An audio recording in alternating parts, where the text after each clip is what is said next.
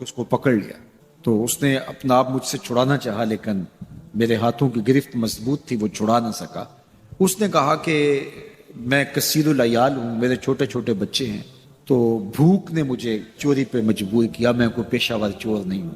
کہتے ہیں مجھے ترس آ گیا، میں نے اس کو چھوڑ دیا۔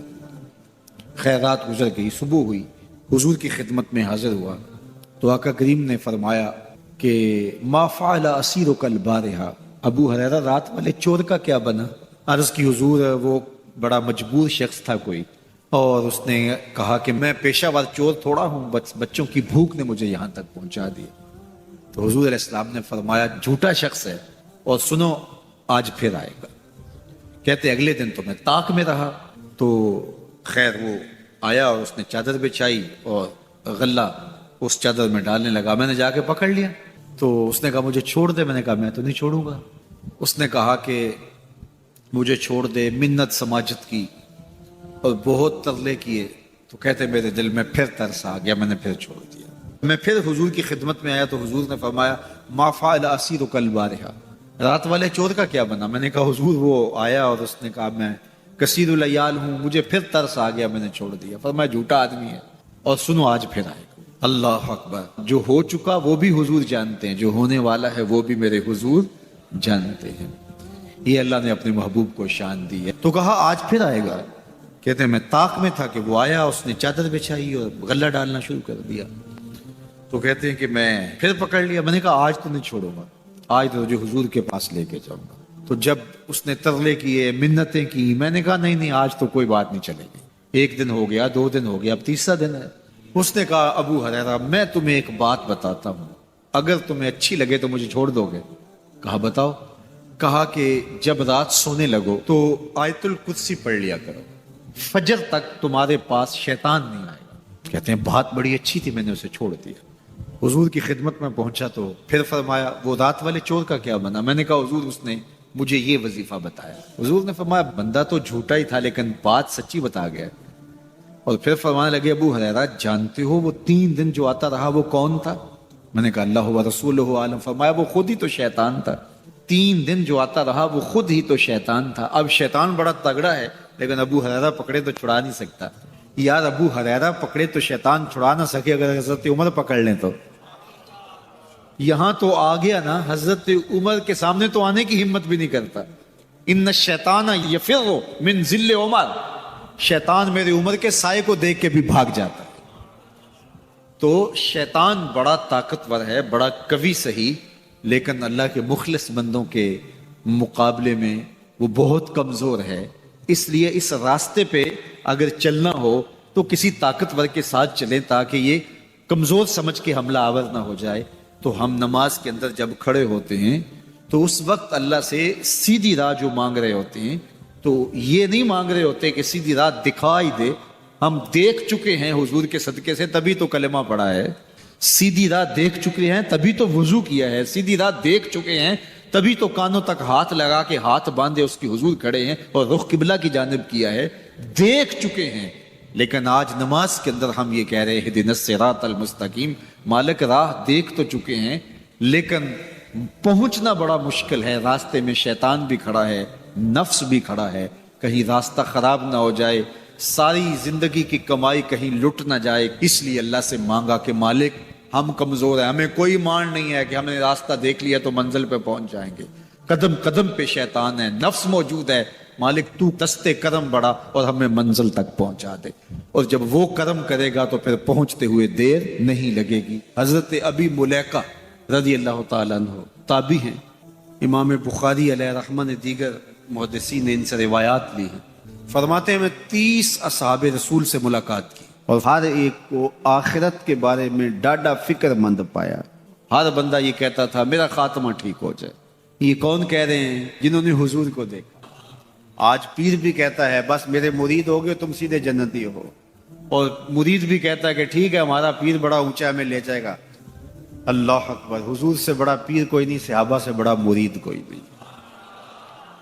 30 اصحاب سے ملا ہوں، 30 کے 30 ہی ڈرتے تھے ہمارا خاتمہ ٹھیک۔ دیکھو حضرت ابو بکر رضی اللہ تعالیٰ عنہ کو میرے حضور نے کہا نا ابو بکر فی الجنہ، عمر فی الجنہ، عثمان فی الجنہ، علی فی الجنہ، طلحہ فی الجنہ۔ ان کو جنت کی بشارت دی ہے. لیکن صدیق اکبر کیا کہہ رہے ہیں؟ اللہ اکبر. ایک چڑیا کو دیکھ کے، اے چڑیا تجھے موج ہے، ایک شاخ سے اڑتی ہے دوسری شاخ پہ بیٹھ جاتی ہے اور تیرا حساب بھی نہیں ہوگا، پھنسے تو ہم میں جن کا حساب ہو. یہ وہ کہہ رہے ہیں جن کو حضور کی زبان سے یہ لفظ ملے ہیں، ابو بکر فی الجنہ، ابو بکر جنتی. اللہ اکبر. عثمان غنی رضی اللہ تعالیٰ نے قبر پہ کھڑے رو رہے ہیں قبرستان میں. تو کسی نے کہا یہاں رو رہے ہو؟ کہا میرے حضور نے کہا تھا کہ آخرت کی پہلی منزل قبر ہے. اللہ اکبر. یہ وہ ہے جن کو بشارتیں دی گئی، جن کے عمل، جن کے کام اور جن کی محنتیں اور دین کے لیے خدمات کسی ترازو پہ تولی نہیں جا سکی. اور صحابی کا عمل، صحابی ایک مٹھی جو خیرات کرے، روایت میں آتا ہے ایک مٹھی جو خیرات کرے، اور بعد میں آنے والا احد پہاڑ جتنا سونا خیرات کرے. صحابی کا عمل پھر بھی زیادہ ہے. 15 کلومیٹر پہ پھیلا ہوا پہاڑ، اتنا سونا کسی کے پاس ہوگا ہی نہیں، حکومتوں کے پاس نہیں. لیکن فرض کرو کسی کے پاس ہو، پھر اتنا جگرا بھی ہو کہ وہ خیرات بھی کرتے، لیکن اس کا اجر پھر بھی صحابی کے مٹھی بھر جو خیرات کرنے کے عمل کو نہیں پہنچ سکتے. اور ابو بکر وہ ہیں جنہوں نے مٹھی جو خیرات نہیں کیے، سارا گھر خیرات کر دیا. کتنا اجر ہے. لیکن پھر بھی کہا کہ اے چڑیا تجھے موج ہے، ایک شاخ سے اڑ کے دوسری شاخ پہ بیٹھ جاتی اور تیرا حساب بھی نہیں ہوگا، پھنسے تو ہم ہیں جن کا حساب ہو. یہ وہ لوگ ہیں جن کی زندگیاں تقوی میں گزری. تتجافا جنوبہم عن المضاجع، ان کی کروٹیں بستروں سے الگ رہتی تھی. ہم تو جی بھر کے سوتے ہیں، لیکن ان کی کروٹیں خوف خدا کی وجہ سے بستروں سے الگ رہتی تھی. طمع اور خوف میں رب کو پکارتے تھے. حضور کے جمال جہاں آرا کو جی بھر کے دیکھا اور بشارتیں حضور کی زبان سے نصیب ہوئی، پھر بھی ڈر رہے ہیں. تو ابھی ملیکہ کہتے ہیں کہ میں 30 اصحاب سے ملا ہوں، ہر شخص ڈاڈا فکر مند تھا آخر ٹھیک ہو جائے، انجام بخیر ہو جائے. تو یہ واقعی بڑی مشکل منزل ہے. منزل کو پہنچے لوگ برباد ہو جائے. بلعام بن باورا کی مثال ہمارے پاس نہیں تھا، مستجاب الدعوات ولی، لیکن لڑک کے کہاں جا پہنچا. زبان کی لغزش نے اس کو کہاں تک پہنچا دیا. پھر زبان لٹک گئی اور کتے کی طرح مٹی چاٹتا تھا. اور قرآن نے کہا مثلہ کمثل الکلب، اس کی مثال کتے کی مثال. اسی لیے میاں صاحب بولے پڑھنے اتے مان کرینا تے نہ آکھی میں پڑھیا.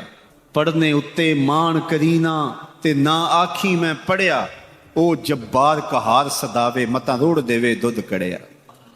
جب تک یہ یقین نہ ہو کہ میرا انجام کیا ہے، دھڑکا لگا رہے، ڈر لگا رہے، یہ مومن کی زندگی ہے. ہر وقت خوف طاری رہے، یا اللہ میرا انجام ٹھیک کر دینا. رنگا رنگ سہیلیاں پرن کڑے، پر پریا استا جانیے جس دا توڑ چڑھے. کہاں کہاں پہنچے لوگ. یہ خود عزازیل شیطان چپے چپے پہ اس نے سجدہ کیا تھا، حتیٰ کہ مقبول بارگاہ ہو گئے. زمین کا کوئی کونا نہیں تھا جہاں پر اس نے سجدہ نہیں کیا. عبادات اتنی کی، اللہ نے مقبول کر لیا. بیت المعمور کا امام بن گیا. اللہ اکبر. فرشتوں کا استاد بن گیا، معلم الملکوت بن گیا. جن ہونے کے باوجود فرشتوں کا امام اور مقتدا بن گیا. لیکن ایک لغزش نے کہاں پھینکا. قیامت تک لعنتیں برس رہی ہیں. اس لیے جب تک انجام بخیر نہ ہو جائے اتنی دیر تک دھڑکا لگا رہے. یہ مومن کی زندگی. کسی نے حضور کو سلام دیا تھا کہ یہ سلام اپنی امت کو دے دینا. حضور علیہ السلام نے یہ سلام پھر پوری امت تک پہنچایا، اور اگر آپ تک پہلے نہیں پہنچا تو آج آپ وہ سلام وصول کر لیجئے.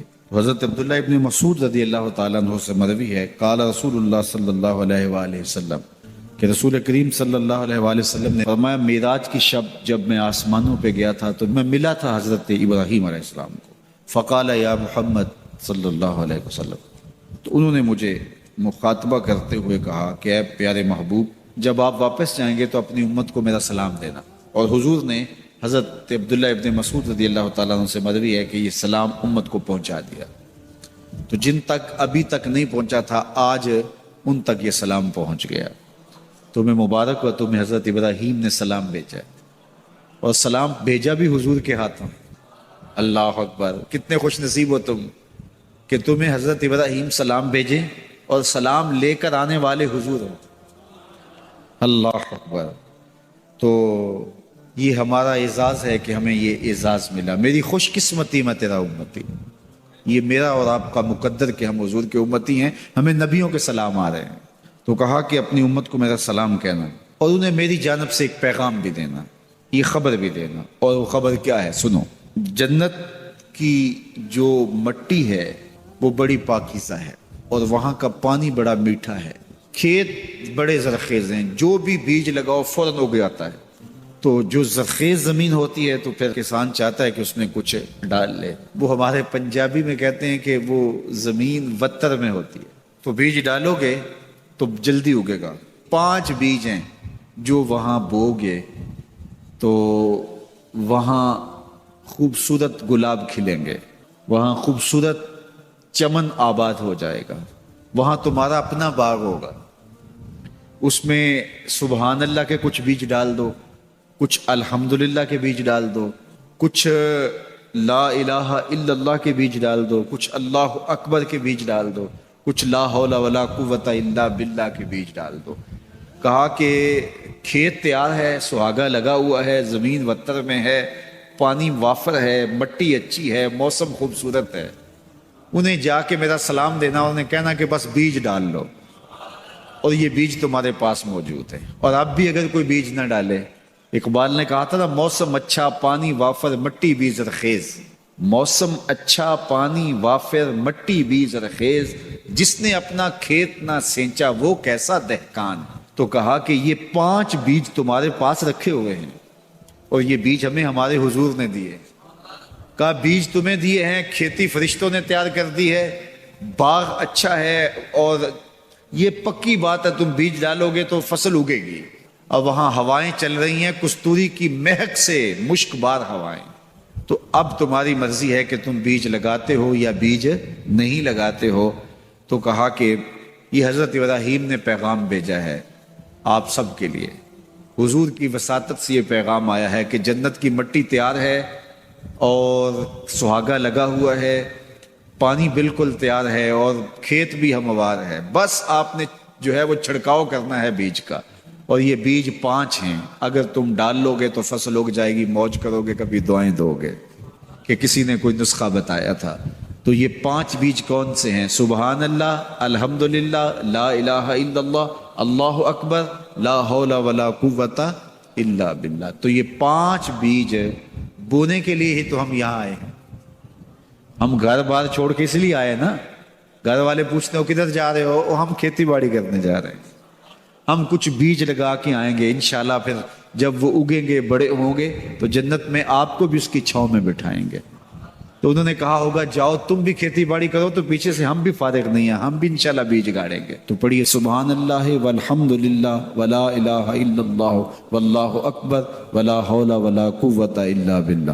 سبحان اللہ والحمدللہ ولا الہ الا اللہ واللہ اکبر ولا حول ولا قوت الا باللہ. سبحان اللہ والحمدللہ ولا الہ الا اللہ واللہ اکبر ولا حول ولا قوت الا باللہ. لاکھوں لوگ حضور کی چوکھٹ پہ، لیکن ہر بندہ یہ محسوس کرتا ہے اس طرح ساری رحمتیں میرے پہ اتر رہی ہیں، میرے پہ برس رہی ہیں. وہ کیا کسی نے کہا تھا اور قلم توڑ دیا. اس نے کہا کہ یہ کتنی عجیب بات ہے کہ اتنے بڑے ہجوم میں، ذرا شعر کا حسن دیکھیے، یہ کتنی عجیب بات ہے کہ اتنے بڑے ہجوم میں وہ دیر تک سنتے رہے بس میری ہی داستان. ہر بندے کو یہی محسوس ہوتا ہے یہ کتنی عجیب بات ہے کہ اتنے بڑے ہجوم میں وہ دیر تک سنتے رہے میری ہی داستان. تو ہر بندے کو یہی لگتا ہے کہ میری ہی وہ سن رہے ہیں. اور زہری صاحب کا انداز بڑا سادہ ہے، پنجابی لہجہ ہے کہ آقا دے دوارے تے غلاماں دیاں ٹولیاں، ایک پیا سندا اے لکھاں دیاں بولی. ایک پیا سندا اے، کوئی اردو میں بول رہا ہے، کوئی پشتو میں بول رہا ہے، کوئی پنجابی میں بول رہا ہے، کوئی عربی میں بول رہا ہے. اور اقبال کہتا ہے شش جہت روشن سے تابے روئے تو ترکو تاجی کو عرب ہندوئے. تو حضور یہ ترک بھی آپ کے غلام، یہ تاجک بھی آپ کے غلام، یہ عرب بھی آپ کے غلام، یہ سارے نوکر آپ کے. گرد تو گردد حریم کائنات از تو خواہم یک نگاہ التفات. مجھے اپنے والد گرامی یاد آ گئے، وہ روزانہ یہ شعر پڑھا کرتے تھے اور پڑھتے ہوئے ان کی جو کیفیت ہوتی تھی ہمیں ترس آتا تھا ان کے اوپر. ہم بالکل جب چھوٹے تو ہم خود رونے لگ جاتے تھے ان کو دیکھ کے. تو وہ روزانہ پڑھتے تھے ز مہجوری برآمد جان عالم، ز مہجوری برآمد جان عالم، تراہم یا رسول اللہ تراہم. اے محبوب دو عالم، تمام جہان کی جان آپ کے فراق میں نکل رہی ہے، تراہم یا رسول اللہ تراہم، تراہم یا نبی اللہ تراہم، حضور رحم کیجئے۔ نہ آخر رحمت للعالمین، ز محرومہ چرا فارغ نشینی، حضور آپ رحمت للعالمین نہیں ہیں؟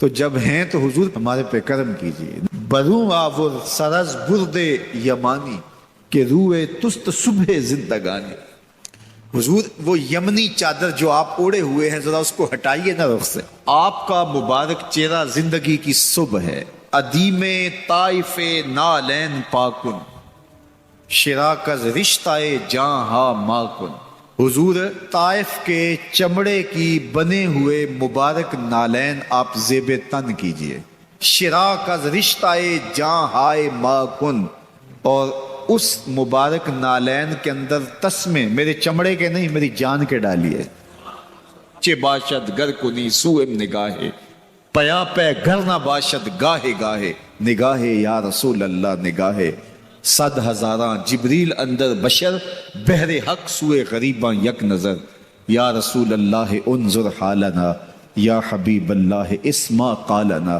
اننی فی بحر غم من مغرقن، خذ یدی ساحل لنا اشکالنا، یا صاحب الجمال و یا سید البشر، من وجہک المنیر لقد نور القمر، لا یمکن الثناء کما کان حقہ، بعد از خدا بزرگ توئی قصہ مختصر۔ اللہ اکبر، یہ معمول تھا ان کا، یہ وظیفہ کہہ لیجئے۔ تو اقبال بھی کہتے ہیں گرد تو گردد حریم کائنات، از تو خواہم یک نگاہ التفات، حضور ایک نظر کر دیجئے، ایک نگاہ کر دیجئے۔ اللہ اکبر۔ تو اللہ ہمیں حضور کی نگاہیں نصیب فرمائے، اللہ اجڑے باطن سوار دے اور من میں چراغاں کر دے۔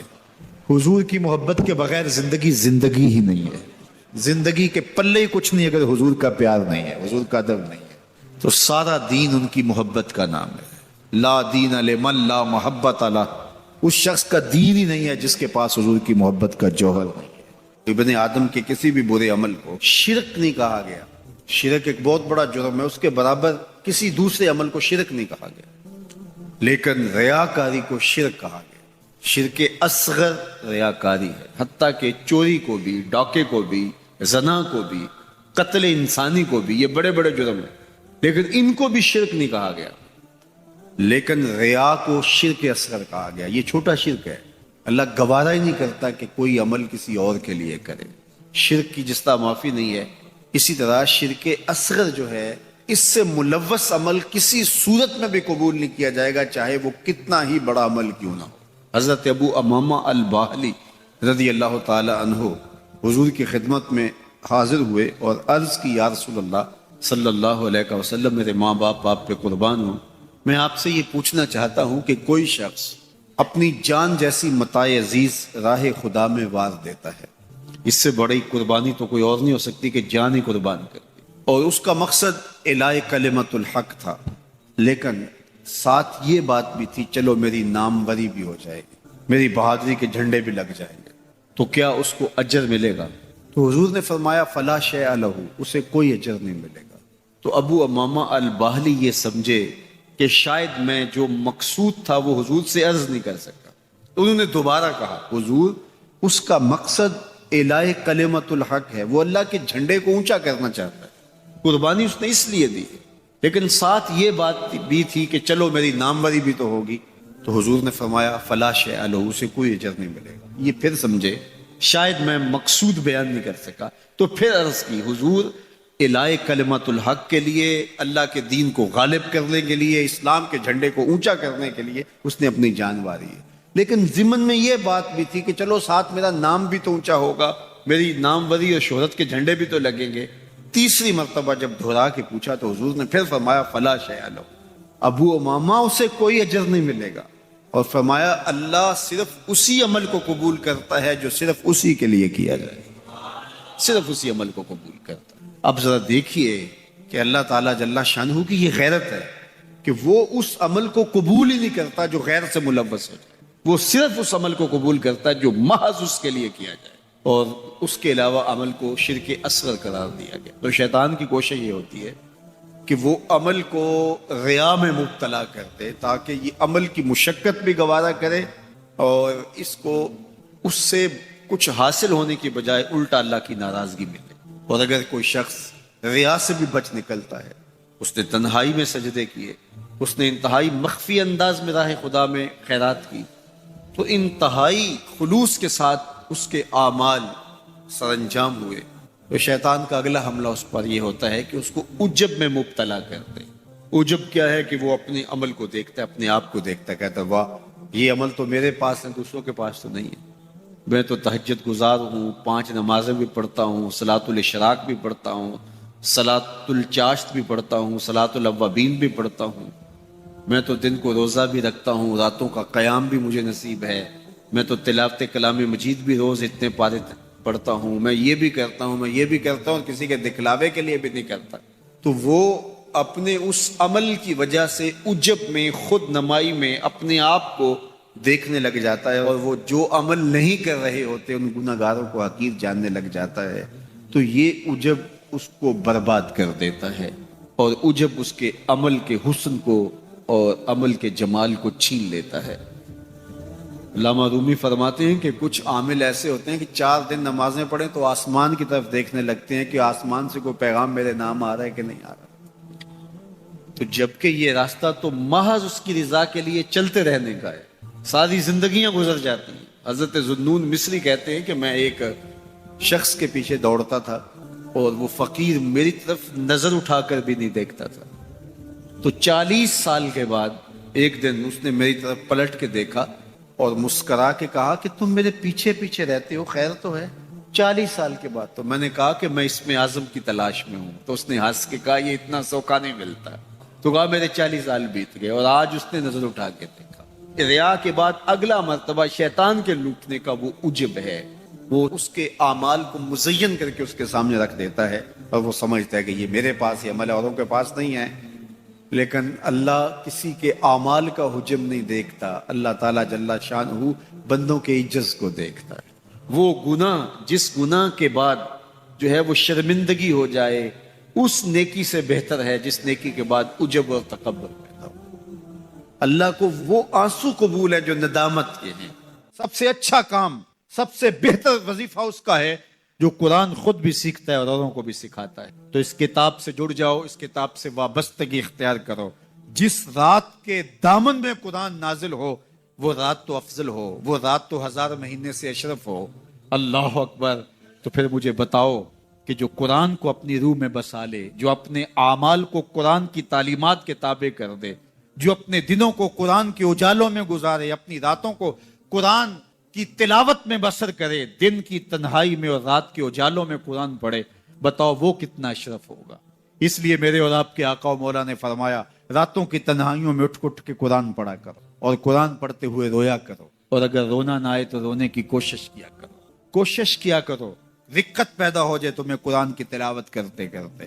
حضرت داتا گنج بخش علی حجویری علیہ رحمہ سے ایک مرید نے کہا حضرت اگر رونے کی کوشش کریں پھر بھی رونا نہ آئے، فرمایا پھر اپنے مقدر پہ رویا کر، تم اتنے سنگ دل ہو گئے ہو کہ تمہاری آنکھیں آنسوں کا خراج نہیں دیتی ہیں۔ تو اس کتاب کے ساتھ جڑ جاؤ، تعلق کو مضبوط کر لو، اور اس کتاب سے وابستگی تمہیں دنیا آخرت کی بہتری کی ضمانت فراہم کرے گی۔ اور یہ کتاب زندہ ہے، اس کا پیغام کبھی فرسودہ نہیں ہوا، اس کا پیغام کبھی پرانا نہیں ہوا، ہر دور کے تقاضوں سے یہ کتاب ہم آہنگ ہے، اور یہ کتاب ہر شخص کی ضرورت کی کفالت کرتی ہے۔ اور پھر اللہ نے اس کو اتنا آسان کیا ہے، اتنا جامع بنایا ہے کہ ہر طبقہ زندگی کے شخص کے لیے قرآن کافی ہے، ہر شخص کی ضرورت کا کفیل ہے۔ اس کو ایک عام شخص پڑھے تو اس کو بھی نور ملتا ہے، ایک نقطہ بھی شخص اس قرآن کا مطالعہ کرے تو اس کو بھی روشنی ملتی ہے، ایک فلسفی پڑھے تو محروم وہ بھی نہیں ہوتا۔